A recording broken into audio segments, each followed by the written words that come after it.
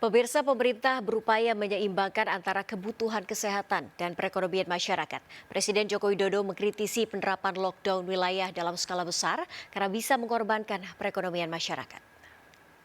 Tidak perlu sok-sokan akan melockdown provinsi, melockdown kota atau melockdown kabupaten karena akan mengorbankan kehidupan masyarakat.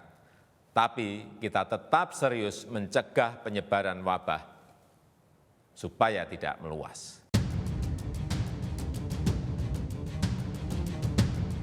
Inilah pernyataan Presiden Joko Widodo yang diunggah ke akun media sosial Sekretariat Presiden. Dalam keterangannya, Presiden meminta pemimpin daerah untuk tidak melakukan lockdown wilayah lantaran berpotensi mengorbankan ekonomi dan kehidupan masyarakat. Lebih jauh, Presiden menekankan pemerintah pusat berupaya maksimal untuk menyeimbangkan antara kebutuhan kesehatan dan ekonomi masyarakat di tengah upaya penanganan pandemi. Kesehatan masyarakat tetap menjadi prioritas utama, namun bukan berarti mengorbankan faktor ekonomi. Menanggapi pernyataan Presiden, Wakil Gubernur DKI Jakarta Ahmad Riza Patria menyatakan dalam mengambil kebijakan Pemprov kooperatif mengikuti arahan pemerintah pusat agar kebijakan bersinergi positif.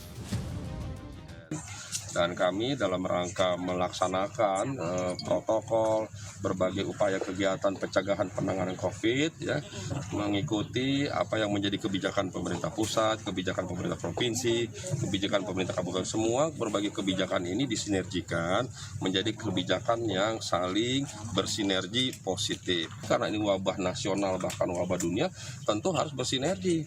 Tidak hanya provinsi, kabupaten, kota, dan nasional, tapi juga kita mengikuti apa yang menjadi rekomendasi dari WHO umpamanya. Di tengah beragam upaya dan kebijakan pemerintah untuk menanggulangi wabah, ternyata angka penularan virus corona di Indonesia masih belum memperlihatkan penurunan signifikan. Data per 4 Oktober menunjukkan terdapat tambahan 3.992 kasus baru dalam 24 jam.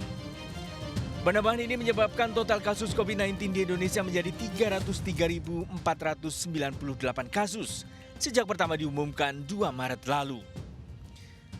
Sementara jumlah pasien meninggal dunia tercatat mencapai 96 orang dalam 24 jam, mengakibatkan angka kematian akibat COVID-19 berjumlah 11.151 orang.